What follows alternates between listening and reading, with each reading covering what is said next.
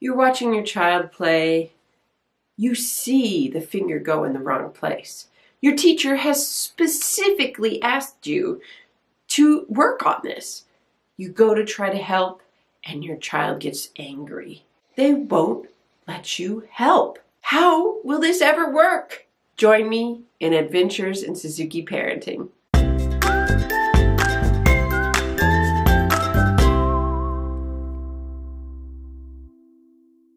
Hi, I'm Jody St. Clair, and this is Adventures in Suzuki Parenting.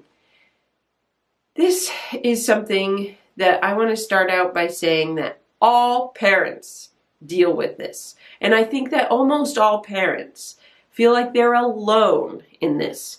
You look over at other families in your studios, they seem to be making progress. Those children must take help, no problem. They must all have peaceful practices. I am here to tell you that no, that is not the case. And almost everybody has a child who gets frustrated, angry, annoyed when their parent tries to help them. And it's just one of those things where parents kind of go, "Rah!" because they're trying to be helpful. They're trying to do their job. They're trying to do what their teacher has asked them. So let's talk about some of the ways that we can get around this, because I think it's a big thing that we often just kind of get swept under the rug. Now, before we start, don't forget to hit subscribe and like. That helps me make more videos like this. And always, I love to hear your comments about what you've been doing in your practice. What are your favorite tips? And I hope to share them with other people in the future. It's a great place for us to share our ideas and tips. I think the first thing that we have to realize when we're dealing with this resistance to help or criticism is that we can't control how our child is going to react to that. This goes back to like when your child was an infant and you really wanted them to go to sleep. You cannot control when exactly they are going to fall asleep. What we can control is the environment that we put them in, the routine that we set up for them, and how we want that place to feel so that the child is ready for sleep, so that it feels like a place of sleep, so that it makes them feel secure. All those things are going to help. And maybe you're lucky enough that they all really work and your child goes to sleep at a regular time. Same thing with this kind of feeling of being attacked. To the child, it feels like they're being interrupted, like they're not doing a good job, like maybe they're wanting to just get through the piece, or maybe they're just wanting to get through the practice and now you're stopping it. So you cannot control how they are going to react. So let's talk about what we can control. We can control the environment. Again, just like with this sleep, okay, we're going to be able to control exactly how we structure the practice, right? So in the practice, there are a couple things that a child needs to feel in order to be ready to accept help. One of them is that the child needs to feel heard.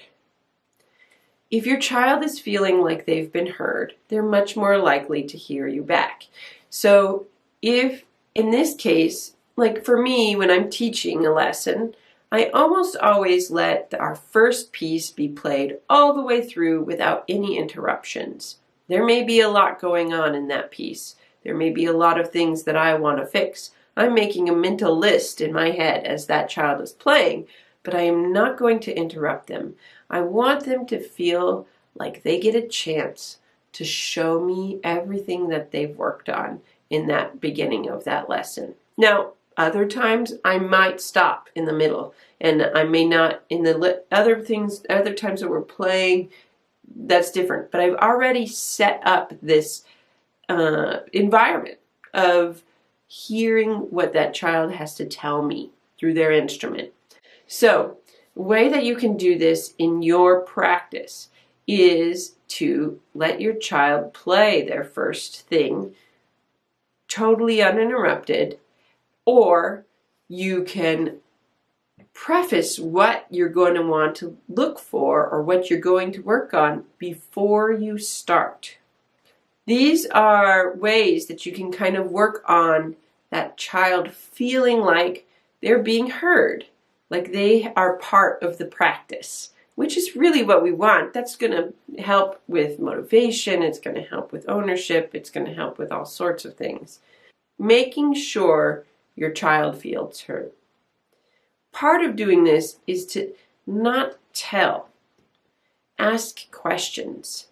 Let's say you are working on something and your child plays and you see that crooked bow again. Instead of saying, I saw a crooked bow, you could say, I heard some squeaky tone. What do you think causes that squeaky tone? Now, hopefully, they've heard it a lot of times and they know. Oh, when my bow isn't straight, it makes a squeaky tone. Did you hear the squeaky tone? Yes, I did. Okay, so you get back and forth of like, how are we going to fix it? And that child decides, well, I'm going to make sure that I play it straight. Having the child involved in making choices, making decisions, and asking them questions about what's going wrong instead of telling them what's going wrong can make them feel heard. Again, this helps with motivation, it helps with ownership, it makes the child more invested in what they are doing, and they're more likely to fix the things all by themselves anyway. The last thing that you can really do is rely heavily on your notes from lesson and what your teacher said. Teachers have long been the mediators in the Suzuki triangle. As a teacher, I'm happy to play that role. My student and their parent have a great connection that I will never have with them. This is something that is very special between that parent and child. And sometimes, in order to keep peace in between those 2 points in the triangle, the teacher needs to act as a mediator. And I think that most teachers are happy to do so. So when you have a problem of a child showing a lot of resistance during practice, bring it up in your lesson. I am so thankful every time a parent says, we're having a really hard time with practice today.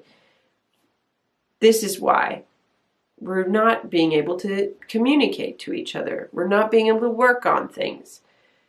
That is so important because I then can say, well, Johnny, what do you do when this happens? Do you say, okay, Mom, I'd like to work on that?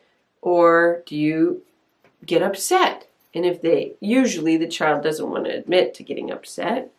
And we get to talk about that and talk about the ways that we can help each other. Now, often I also talk about how the parent can help the child through these other ways of creating that environment where the child feels heard, where the child feels like they're invested in what they're doing, and all of those other things that are important for for lifting each other up in this process. I hope that this gives you some help, and I hope that you at least get some comfort in knowing that you're not alone and that you do have some control over how you create the environment and what a difference that can make. Please hit like and subscribe. Thank you for joining me on this musical parenting journey. Happy practicing.